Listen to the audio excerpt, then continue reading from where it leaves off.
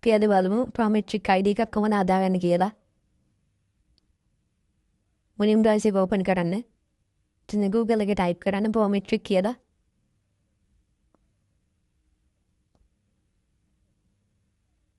පළවෙනි link එක click කරන්න. එතනින් list of exam කියන එකට යන්න. then Japanese language කෙනෙක් click කරන්න. එතනින් පල්ලෙහාට ආවම පළවෙනි link එක. ආයෙත් එතනින් පල්ලෙහාට එන්න ඕන. ID creation කෙනෙක් click කරන්න. ආයෙත් ඒකම. ඉතින් ආයෙ පල්ලෙහාට එන්න. ඊට මෙතන දිනේ click කරන්න. එතනින් language එක translate කරගන්න. language English වලට translate කරගන්න මෙතනින් එතකොට ලේසි. ආයෙ පල්ලෙහාට ඇවිල්ලා මෙතන verify වෙන page එක. ඊට පස්සේ next එක click කරන්න.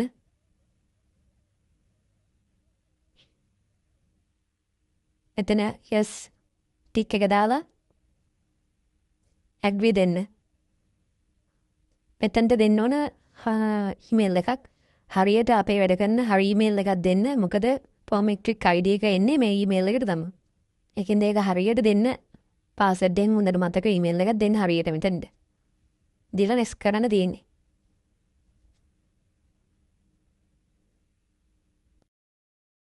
ඊට පස්සේ අපිට log වෙන්න තියෙන්නේ. next එක දෙන්න. Zaina email එක හරියද කියලා check කරන්න. හරියටම බලන්න මෙතන හරියද කියලා. ඊට පස්සේ next එක දෙන්න.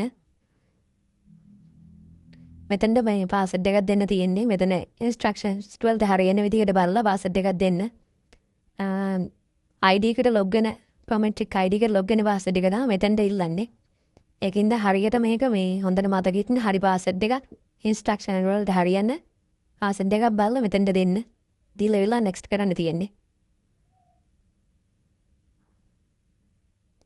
password එක දීලා ඉවරලා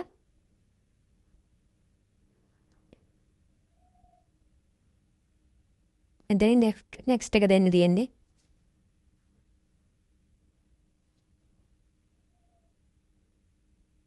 සඳහන් වෙන option දෙකට අලා other කියන option එකයි no කියන option එකයි select කරලා next button එක click කරන්න. මෙතන පෙන්නනවා ඔයාලගේ passport එකේ සඳහන් ආකාරයටම දල රූප සටහන. මෙන්න මේ ආකාරයට මෙන්න මේ සලකුණු කරලා තියෙන තොරතුරු ටික තමයි ඔයාලා ඇතුළත් කරන්න ඕන. මෙන්න මේ පහළ තියෙන කොටස් දෙකේ. මම ඔයාලට sample passport ඡායාරූපයක් කොටුගත කරලා තිනවා. එතන පේනවා ඇති ඔයාලට යටම පළවෙනි අකුරු පේජයේ PB කියලා සඳහන් වෙනවා. ඒ PB කියන සඳහන් වෙන අකුරු දෙක මුලින්ම ටයිප් කරන්න ඕන මුල් කොටුවේ. දෙවෙනියට තියෙනවා passport එකේ LKA කියලා. දෙවෙනියට සඳහන් කරන්න ඕන LKA කියන අකුරු තුන. මේක passport එකෙන් passport එක වෙනස් වෙන්න පුළුවන්. මේ LKA කියන්නේ nationality කියන එක. ඒක වෙනස් වෙන්නේ නැහැ. ගොඩක් අලුත් passport වල තියෙන මේ PB කියලා තමයි පටන් ගන්නෙ. එහෙනම් ඔයාලට බය වෙන්න දෙයක් නැහැ. ඔයාලගේ passport එකේ තියෙන ආකාරයටම මෙහි සඳහන් කරන්න අත්‍යවශ්‍යයි. කිසිදු වෙනසක් කරන්න එපා. සිම්බල් එකක් කිසිම එකක් වෙනස් කරන්න එපා. මේ passport එකේ තියෙන විදිහම ඒ කියන්නේ ඔයාලගේ passport එකේ තියෙන විදිහම තමයි මෙතන සඳහන් කරන්න ඕන.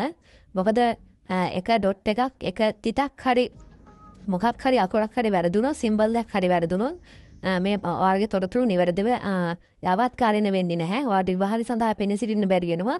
ඒ නිසා passport එකේ තියෙන ආකාරයටම මේ සඳහන් කරලා තියෙනවා සිම්බල් එකක්. ඒ සිම්බල් එක අනිවාර්යයෙන්ම සඳහන් කරන්න මතක තබා ගන්න. අපි දැන් බලමු ඉස්සරහට කොහොමද මේ තොරතුරු ටික යවත්කාරීන කරන්න කියලා. හරි මම දැන් පළවෙනි ලයින් එකට හදාන තොරතුරු ටික පුරවගෙන අවසන්. එකේ PB කියලා සඳහන් කරලා තියෙනවා.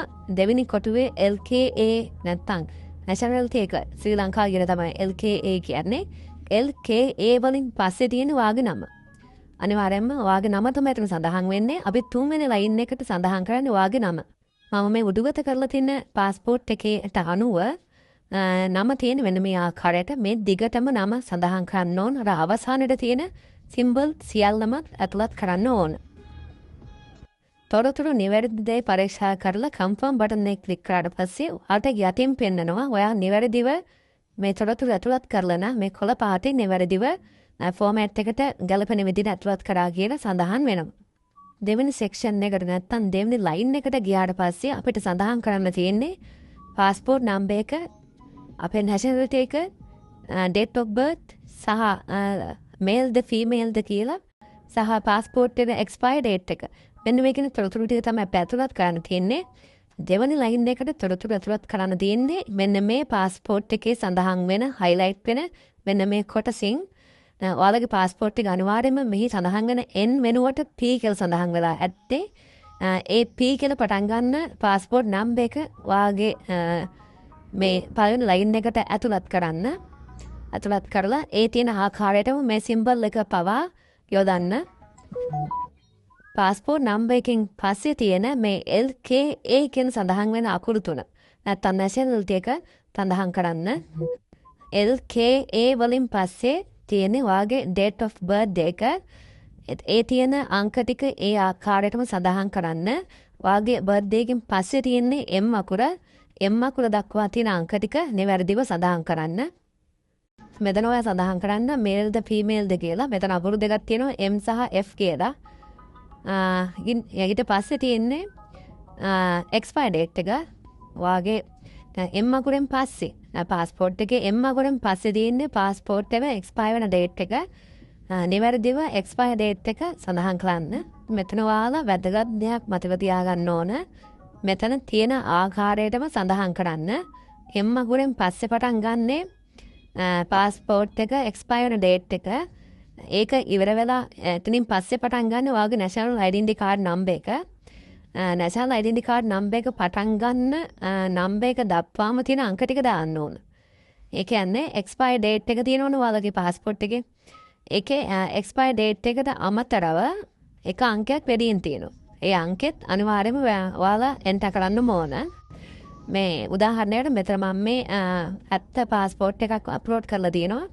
ඒ ඇත්ත passport එකේ date එක ඔයාලා බලා ගන්න පුළුවන්. මෙන්න මේ ආකාරයටම අන්තිම අංකෙත් එක්ක ඒ කියන්නේ වැඩිපුර තියෙන අංකෙත් එක්කම ඔයාලා ඇතුළත් කරන්න වග බලා ගන්න. තොරතුරු නැවත වාරයක් නිවැරදිව පරීක්ෂා කරලා කන්ෆර්ම් කරන්න. කන්ෆර්ම් කරලා next button එක ක්ලික් කරන්න. ක්ලික් කරලා පස්සේ ඔයා පුරුපු details ටික නැවත ඔයාට දකින්න පුළුවන්. එතන වෙනස්කම් තියෙනවද කියලා බලන්න.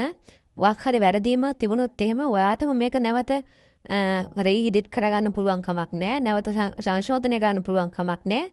ඒ නිසා ඔයාලා හොඳටම කන්ෆර්ම් කරගන්න ඔයාලගේ තොරතුරු නිවැරදිද කියලා පාරක් තුන් පාරක් බලලා හොඳට කන්ෆර්ම් කරගන්න. කන්ෆර්ම් කරලා next button එක ක්ලික් කරන්න. ඊට පස්සේ ඔයාගේ තොරතුරු සාර්ථකව අප්ඩේට් වුණා කියලා පෙන්නනවා. හැබැයි ඔයාගේ මේ අප්ඩේට් වෙච්ච තොරතුරු ටික පෙන්නන්නේ ඔයා නැවත එක්සෑම් එක බුක් කරාට පස්සේ තමයි ඒ තොරතුරු ටික යාවත් කලින වෙලා පාට ලැබෙන්නේ. ඔයා ඇතුළත් කරපු තොරතුරු ටික නැවත බලන්න ඕන නම් yes button එක ක්ලික් කරන්න. ඔයාට අවශ්‍ය නැත්නම් no button එක ක්ලික් කරලා finish කරන්න පුළුවන්.